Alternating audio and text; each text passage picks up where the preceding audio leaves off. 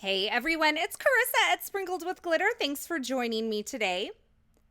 Today I am sharing several one-layer-ish cards featuring the brand new release from the Essentials by Ellen line. This kind of tags on to the original Voices in My Head stamp set, which I love so much.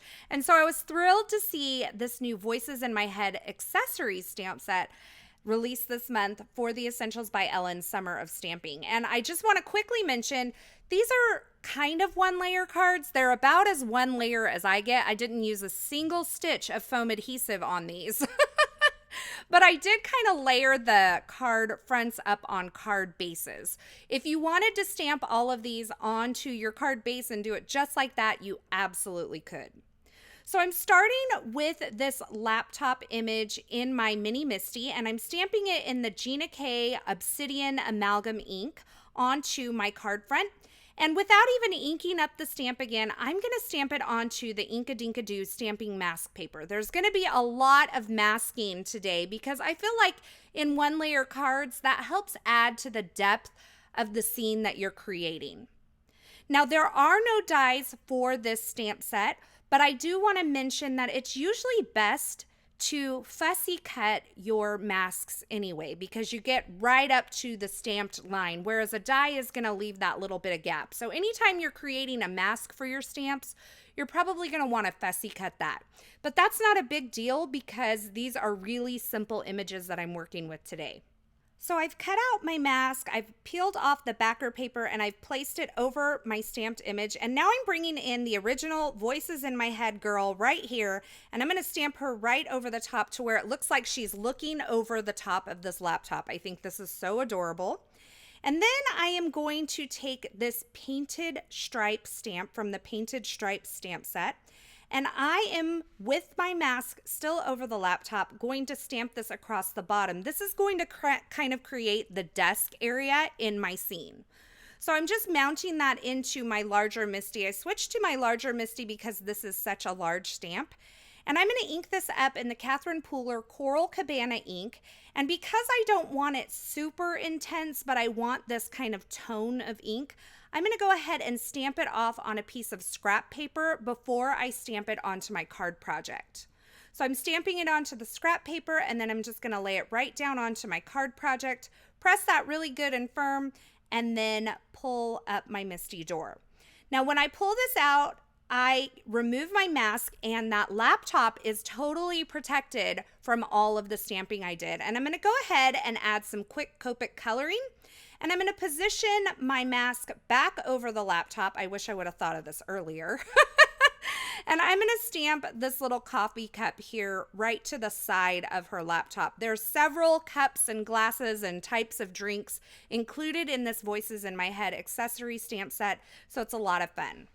Now, maybe a couple years ago, I will be sure to throw up a card here, but I did an entire kind of Copic post on different Copic skin tones, and I saved the little cheat sheet I made for myself in this little kind of swatch and color combo binder that I keep in my craft room. It's nothing special. It's just Nina Solar White with some of my stamped out color combos that I've used in the past. And sometimes I make note of the coordinating Copic markers that match my stamped inks. And I have this swatch guide here with my Copic ink colors that tell me some darker skin tones to use. So I used the darkest of those skin tones today, and it was the E30 series of Copic markers. And I'll be sure to link all of those over at my blog. So I have my little gal colored here. I didn't show all of the coloring because I have a lot of cards to show you today. And I just added some little eyelashes and a little bit of winged liner to her eyes with a Copic multi-liner. And now I'm taking this girl stamp again, and I'm stamping it onto some more stamping mask paper. And I am going to cut out just the right side because that's the only side I need. Now, I did want to mention that if you create masks for your stamps, you can absolutely store them inside your stamp pouch with your stamps so that you have them the next time that you go to create. Now I have this speech bubble stamp. This is from the Essentials by Ellen High Five stamp set. I'm stamping it in Twilight ink onto my card front. I did stamp that off one time before I stamped it onto my card project. And you saw that I masked off my girl so that the end of the speech bubble didn't go into her head. And then I finished off that little grouping there with the heart from the High Five stamp set as well, stamped in the Catherine Pooler Coral Cabana ink, and I stamped that off as well. So I'm just going to add a couple finishing touches here, some tonic aqua shimmer to the back of that laptop logo and to her eyes where I did a little bit of pink eyeshadow. And I'm going to use the Voices in My Head Volume 3 stamp set. This is all sentiments that coordinate with the Voices in My Head stamp set. I cut down one of the stamps to just say Meet Ya Online. It says Meet Ya Online for cocktails and wine. I don't happen to drink, so I just made it work for me. And this is why I'm calling these one layer-ish cards, because I did finish these off with some sparkling clear sequins with a little bit of liquid glue. Maybe technically on a one layer card you wouldn't have that. But if you know me at all, I gotta have some sparkle on my card. So I just took that card front and adhered it onto an A2 top folding card base made out of some Nina Solar White heavyweight cardstock. And that completes my first card for today. Now I wanted to show you this exact same design, but super fast and easy to mass produce. And I love the way that these turned out. I did no coloring on these, but I did use different colors for that painted stripe that I created that desk area with. And I think this makes a really adorable card set. And it's super fast and easy because there's no coloring. And I know it, not all of you like to color, and that's okay. You can still use the same stamps. Okay, so let's move on to the next card. And this card features the mini Voices in My Head stamp set. And I have this little computer desktop image here. I guess it could be a TV too if you wanted it to be. And I'm stamping that onto my card front using the Obsidian ink from Gina K. And then once again, without inking up my stamp, I'm just stamping onto some Inkadinkado stamping mask paper. And I am going to fussy cut this out again. Once again, these images are super simple to fussy cut, so it doesn't take long at all, and it's worth the effect when you have these one layer or one layer-ish cards. So once I get that cut out, I am going to remove the backer and place that mask over my stamped image. And then I'm going to take the next image in my scene. So when you're creating these stamped scenes, you want to stamp whatever's going to be in the very front of your scene first. In this case, I wanted the plant to sit behind the computer. So I stamped the computer first because that's in the front. And then I stamped the plant. And then I am going to stamp it again and create a mask for this plant as well. Now I'm masking off these images because I want to do some ink blending over the top of these. So you're going to see me take another piece of the Inkadinkado stamping mask paper, and I am going to die cut it using one of the Essentials circles from the Essentials by Ellen line. And this piece of stamping mask paper actually matches my card front size. So in order to put this down onto my card front, I'm just going to fold back the backer just part of the way and get the top part of this adhered down to my card front. And then I'm going to reach under and pull off the rest of that backer to place this perfectly onto my card. So now that I have that mask in place, I can use my blending brush and a little bit of this Pinkfresh Studio. This is the Coral Reef ink, and I'm just going to blend right over the top of all of this. And that's going to keep the ink blending into this circle area. So what it's going to do is it's going to kind of create a base or a landing place and really anchor all of these stamped images on my card front. So once I finish the blending, I'm going to go ahead and remove my masks, and you're going to see this really cool scene come to life.